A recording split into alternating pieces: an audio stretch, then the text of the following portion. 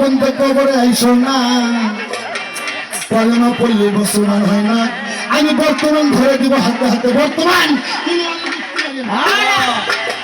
এই ৭১ যুদ্ধ হয়েছিল না, এখনকার পোলা বন্ধ করতে পারবো না। এই ৭১ যুদ্ধ খানেরা তারা খালি বাইসা বাইসা হিন্দু মারা গেছে। যা কয়ে তুই হিন্দু হয় না মুসলিম হয়, এই হিন্দু এখন জান বাঁচানোর ভয়ে কয় মুসলিম হয় মুসলিম হয়। বলে কলমা জানতে হয়, বলে জানতে হয়, বলে কলমা বাতাও হয় বাতাও হয়। হিন্দু তখন কলমা পড়ে লা ইলাহা ইল্লাল্লাহ মুহাম্মাদুর রাসূলুল্লাহ, খানেরা ছাইড়া দেয়। যুদ্ধ ভালো হয়ে গেছে, ওই হিন্দু বাপদাদারা আমার পুজো করা শুরু করে দিচ্ছে। বলতে চাই কলমা মুখে বললে মুসলমান হয় না। এই বাংলাদেশের মুসলমান মিডিয়া রেকর্ড হইতেছে, এই কলমা তোর অন্তরে থাকতে হবে, কলমার উপর বিশ্বাস রাখতে হবে, কলমার উপর তোমাকে একিন রাখতে হবে। কি বাবা, কলমার উপর বিশ্বাস একিন তোমাকে রাখতে হবে, মুখে বললে মুসলমান হয় না। আবার তুমি বলছো আর ৫ ওয়াক্ত নামাজ কোরআনে আছে, কোরআন শরীফের নামাজের কথা নাই, কোরআন শরীফের নামাজের কথা নাই, কোরআন শরীফ আছে সালাতের কথা, কোরআন আছে সালাতের কথা। ও আতুমুস সালাত অতুল যাকাত, ৮২ বার বলছে সালাত কায়েম কর, আর ৭৫০ বার বলছে জিকির কর।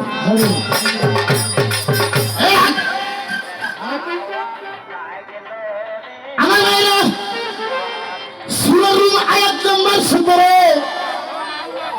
এই যে ফজর যে আমরা পড়ি, ফজর নামাজ ২ রাকাত ফরজ,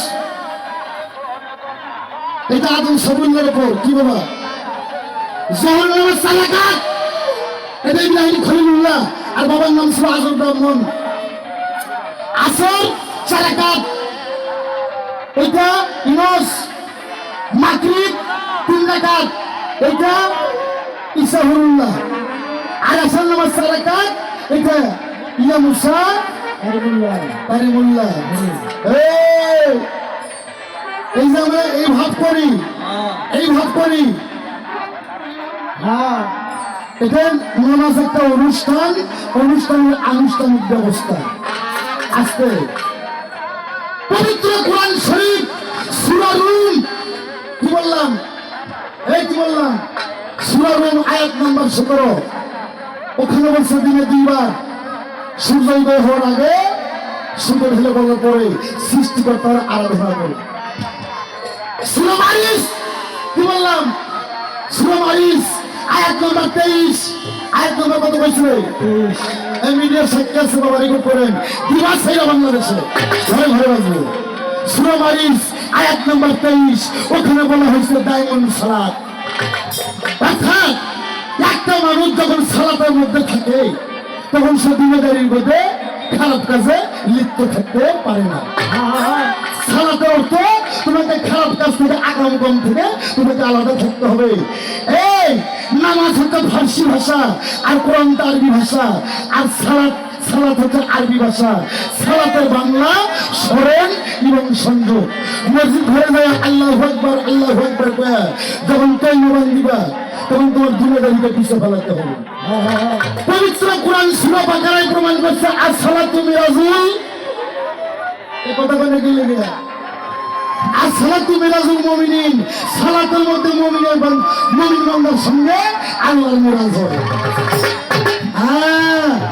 আর এখন আমরা তো আল্লাহর সাথে মিরাজ করি না, নামাজের মধ্যে যা মনে করি ব্যাংকের টাকার অবস্থা কি, যারা চাকরি দিলাম পুলিশের ৭০ লাখ জমাটার খবর কি,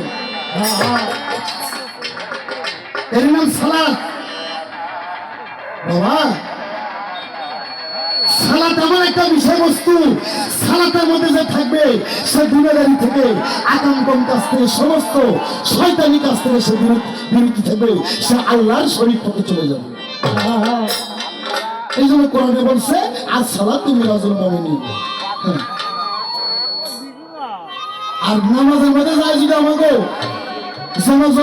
জমাজমি সুদ ঘুষের টাকা মনে হয়, আল্লাহ যে কি করবো, সূরা নূর ৭ নম্বর আয়াত খুলে দেখেন না, জান না, সূরা নূর ৭ নম্বর আয়াত খুলে দেখেন না, আমার কাছেও আছে। ওই ধরনের মুসলিম জাহান্নামে যাইবো।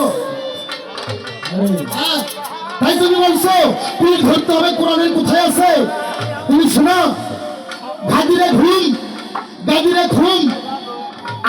জিল হজ আমার নবী 9 তারিখে মক্কা বিজয় করে 10 তারিখে নবী আবার আরাফাতে পৌঁছে যায়। আরাফাতে পৌঁছে 6 লক্ষ সাহাবীর মধ্যে আমার নবী 2টা উট 71 কইরা আমার নবী উটের পৃষ্ঠে উঠা আমার নবী বললেন, ওলামায়ে কিরামগণ, ইয়ার সাহাবীগণ, আজ থেকে 4 দিন পর আমি পর্দা নেব। বাবা, আমার নবী কি মরছে? যারা নবী মরে যাওয়ার পক্ষে ওদের পাশে আপনারা যাইবেন। নবী মরে নাই, সবাইদের কান্ডারি, গুনাহগারের কান্ডারি, উম্মতের কান্ডারি, সারা পৃথিবীর সুপরিসর কান্ডারি। তাই মইলে তোরা বলতে তোর বাপ। অথচ হাদিস কুরসি বলছে হায়াতুল মুরসালিন, নবী আমার হায়াতে জিন্দা। এই আল্লাহ রাসূলের বিরুদ্ধে কোনো গান হলে বন্ধ করে দেন। মাজারে আসছেন পর থেকে আল্লাহ রাসূলের কথা ছাড়া কোনো কথা চলবে না, আল্লাহ রাসূলের গান ছাড়া কোনো গান চলবে না। আপনারা বাজারে উঠাই দেবেন। আস্তে আমার নবী 2টা উঠে 71 কইরা আমার নবী বললেন, বাবা আমি আজ থেকে 4 দিন পর পর্দা নেব। সালাত সাহাবী বললেন, ইয়া রাসূলুল্লাহ, আপনি পৃথিবীতে কিছু হয়ে গেলেন। আমার নবী বললেন, বাবা আস্তে আজকে আমি এমন 2টা কথা বলবো, প্রবাসীবাদ। আল্লাহ রাসূল বললেন, বাবা আমি 2টা গৃহবস্তু হয়ে গেলাম, একটা আমার কোরআন সুন্নাহ, আর একটা আহলে বাইয়াত। হ্যাঁ, ওয়াহাবি যারা, ইয়েজিদি যারা, খারিজি যারা, এরাই কয় নবী একটা হাদিস সুন্নাত হয়ে গেছে, একটা কোরআন সুন্নাত হয়ে গেছে। ওই বেটা নবী মরার, নবী পর্দা নেওয়ার 225 বছর হাদিস আছে।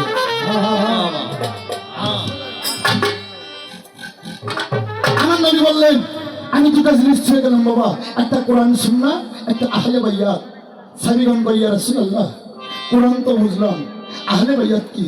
আমার নবী বললেন, আহল মানে আমার পরিবার, আর বাইয়াত মানে আমার বর্জ্য। তখন এক সাহাবী বললেন, ইয়া রাসূলুল্লাহ, আপনার তো পরিবার নেই। কোন হাদিসে পাওয়া যায় নবীর 14 জন স্ত্রী? কোন হাদিসে আমি পড়ছি নবীর 10 জন স্ত্রী? কোন হাদিস আমি পড়ছি নবীর 11 জন স্ত্রী? কোন হাদিস পড়ছি নবীর 3 জন স্ত্রী? আর একটা হাদিস আমার কাছে আছে নবীর 13.5টা স্ত্রী।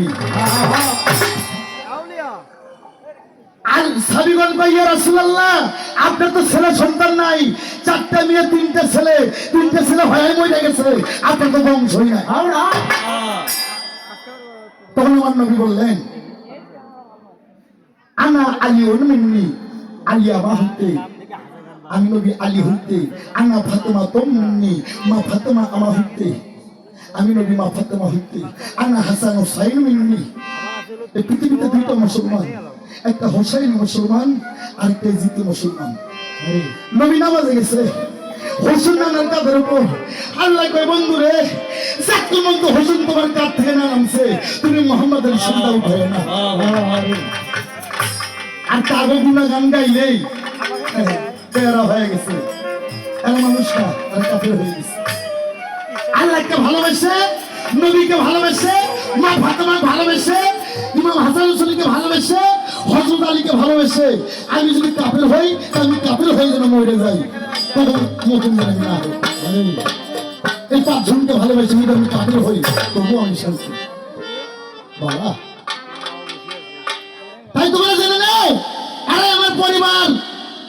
আমার নবী হাদিসের কন্ডিশন করলেন, মান কুনতুম মাওলাহু ফাজাহান আলী ওয়াল মাওলা, আমি নবী যার মাওলা, আলী হবে তার মাওলা। যারা আমার কাছে বায়াত হইছো, প্রত্যেকে তোমরা আলীর কাছে বায়াত হও। রুমি সরকার আমারই ছাত্রী, আমার মাছের ধান খায় ইন্দ্রগুলো তলতল চাও। আবার আমারে কয়, কোথায় আছে কোরআনে? হ্যাঁ, এই পবিত্র কোরআন সূরা ফাত্তা, কি কইলাম?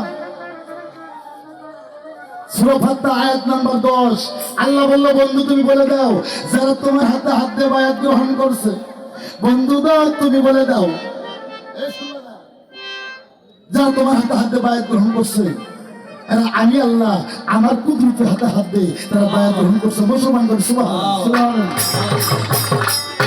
সূরা ফাত্তা আয়াত নাম্বার 10। কি কম তোমার এলাকা, আর তোমার সাথে পাল্লা করবো কি? তোমার মুখ থেকে তোমার মায়া লাগে। পাল্লা করবো কি? তোমার মুখ থেকে তো পাল্লা সব হেরে গেছে গা। 10 বছর 20 বছর আগে চ্যালেঞ্জ দিচ্ছি আমি, বর্তমান সেতুর এবার আনোয়ার সরকার সাথে তোরা ভালো বাজাইবো, বেহালা ভালো বাজাইবো, তত্ত্ব ভালো গাইবো, বিশ্বের বেশি জানবো, আমার তো পালা বেশি জানবো, ওকে মাই দিয়ে না কুত্তন দেবো। 20 বছর আগে চ্যালেঞ্জ দিচ্ছে। যাই হোক বাবা, আমরা মুসলমান কি ভাই ভাই, মুসলমান ভাই ভাই, মুসলমান ভাই ভাই, মুসলমানের ধর্ম সত্য বল, সুপথে চল। একবার মিথ্যা কথা বললে এই মুখটা 40 দিন অপবিত্র থাকবে। মুসলমান মারার নাম ইসলাম না, ধরো হে মারো হে, খেলা মারো হে। হ্যাঁ, সদাগর নবী গালে খবর মারছে, নবী আর একটা গাল পাইতে দিচ্ছে। এই সদাগর এই গালে যদি খবর মারে আরাম পাই থেকে সেই গালে মার। আর তুমি এমন ইসলাম করো নবী, তোমাকে 100 মাইলে তুমি 300 সবার দাঁত ফেলে দেবে। এটা ইসলাম না। ওই প্রথমে বলছি যে মার খায় সে আবু বকর, যে মার দেয় সে আবু জেহেল। আমার তৈরি কথার মধ্যে কোনো মারামারি নাই। তুমি আমাকে মাইরা যাও, তুমি আমাকে মাইরা সাইকেল তো আমি কিছুই করবো না তোমার। আল্লাহ বিচার করবো, আল্লাহ তুমি বলতে পারবো।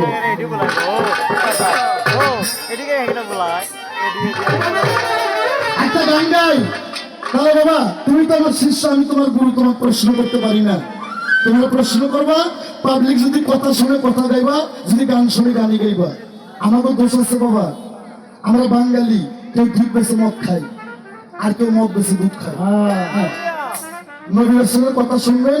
আল্লাহ বলছে আমার বিশ্ব নবীকে সৃষ্টি না করলে আমি কুল মাকলুকাতের এক কোন বালুর দ্বারা সৃষ্টি করতাম না। বাউল কেন, বয়তি কেন, পাগলা কেন, রাস্তা যদি একটা নোংরা মানুষের নবীর কথা বলে তার গভীর তার এনে মহব্বত করো। নবীর কথা যে গানে না সে গান ভাঙিয়ে দেবা। ওই গান যে মাটি হয় তারা হারাম, যারা গায় তারাও হারাম, যারা করায় হারাম। এবার রাসূলকে দেখিলে যদি